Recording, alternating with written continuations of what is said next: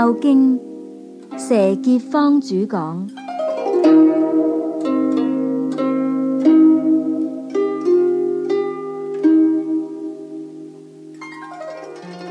各位聽眾，又有緣喺空中見面啦。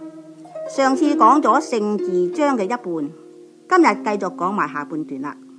先講下經文先啦。父子之道，天性也；君臣之義也。父母生之，俗莫大言；君親臨之，後莫重言。故不愛其親而愛他人者，謂之背德；不敬其親而敬他人者，謂之背禮。以信則逆，文無則言，不在於善，而皆在於凶德。雖得之君子不貴也。君子則不言，言思可道，行思可樂，得而可尊，作事可發，用子可觀，進對可導，而臨其民，使其民畏而愛之，則而長之，故能成其德教，而行其政令。詩云：淑人君子，其義不剔。孔夫子話：為人兒女，敬愛父母，無論在情在理都係應該嘅。因為父母生我、養我、管我、教我、保護我，嗰種天高地厚嘅恩義啊，點可以話唔報嘅呢？何況父慈子孝係天性中自然嘅流露。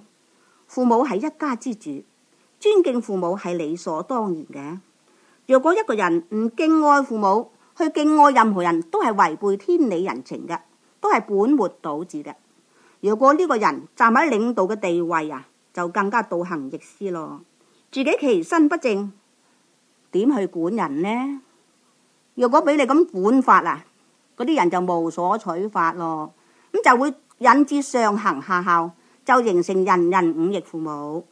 因為呢個人已經忘本咯，所以乜嘢壞事都敢做。因此呢個社會上就好多盜賊啦，奸淫邪盜啊，偷呃拐騙啊，天災人禍嘅事情就會層出不窮噶啦。所以善於領導人嘅人都唔肯咁做嘅。有道德嘅君子作風就唔同啦。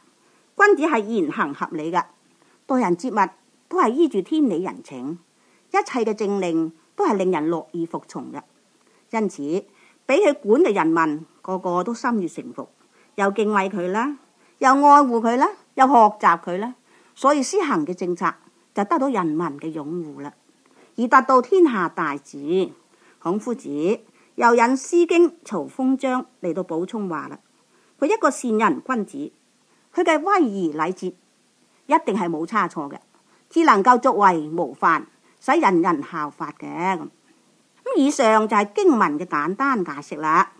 古時有道德嘅君子啊，係用咁樣方法去治理國家、治理人民嘅噃。咁用喺現在嘅社會又點呢？咁其實《孝經》啊，每一章都可以帶入現在日常嘅生活噶。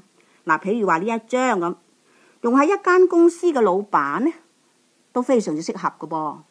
咁老闆管理公司，又何嘗唔要有好嘅品德修養，作為職員嘅榜樣呢？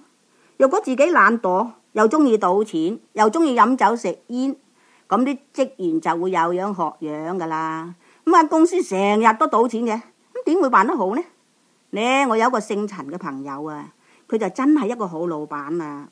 陳先生係潮州人嚟噃，佢自幼就讀孔孟聖賢嘅經書，家庭嘅教育咧非常之好嘅。咁佢現在咧就開製衣廠，有200-300個員工啦，大約。咁啊，佢啊就將聖賢嘅學問啊就套入去做生意啦。佢非常之孝順嘅噃。咁由於陳先生孝順父母，所以佢太太咧又孝順翁姑。啲仔女咧又循規蹈矩啦，咁啊係一個非常之好嘅模範家庭。咁佢管理公司嘅行政方法咧係咁嘅噃，佢對啲員工啊就好似兄弟姊妹咁親切嘅，時時都笑容可掬噶。有時佢太太嚟公司探佢嘅時候咧，陳先生就吩咐太太話啦：你先同嗰啲職員打招呼啊，千祈唔好等人叫你先係叫人啊咁喎。咁佢自己又唔賭錢嘅，所以就唔准啲員工喺公司賭錢。佢就好關心嗰啲員工嘅噃。如果有啲員工唔返工幾日啫，佢就訪問噶啦。如果有病咩？咁啊睇下佢有冇錢，冇咧就俾啲佢喎。咁啊若果佢見到啲職工喺工作嘅時間愁眉苦面唔開心呢，咁就安慰佢噶，從來都冇大聲喝佢嘅喎。咁若果做錯咗事又點呢？咁就叫咗佢入寫字樓嗰度呢，單獨解釋佢嘅錯喺邊度，咁啲員工就會改過噶啦。咁啊有時見到啲員工懶散做得唔好，陳先生唔出聲嘅喎，咁成日都唔出聲，嗰啲員工呢就好會意啦，梗係自己做得唔好啦，所以老闆今日唔出聲啦，咁馬上就會改嘅咯噃。咁陳先生又恢復笑容噶啦。咁每星期六呢，就同啲員工一齊出去食下飯嘅喎，聯絡下感情嘅。一年之中就定咗一日去旅行，一切嘅費用都係老闆出錢噶。新春呢又擺住春茗，每年嘅7月15啊、10月16啊咁拜祖先嘅時候，又有啲生果分嘅喎。咁每年到9月呢，就發獎勵金，大約每個職員啊就多個半月人工到啦。咁年尾又出埋雙糧添咁。咁陳先生所定嘅員工福利咁優厚，待啲員工又咁好，所以佢嘅員工啊個個都做到敬業樂業噶。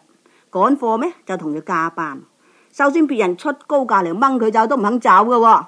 所以喺一般工人流動難以請人嘅困難當中啊，陳先生就穩如泰山，就唔受到威脅嘅，而且生意仲蒸蒸日上添。就係因為陳先生自己做得好咯，有個父慈子孝、夫唱婦隨模範嘅家庭，所以就得到每個員工嘅敬佩，又恩威並重，所以就成為一間咁好模範嘅公司啦。咁呢種管理嘅方法就同《孝經》裏邊嘅聖字章真係有異曲同工之妙啊！各位以為係唔係啊？時間又夠啦，希望下次同樣時間同各位再見。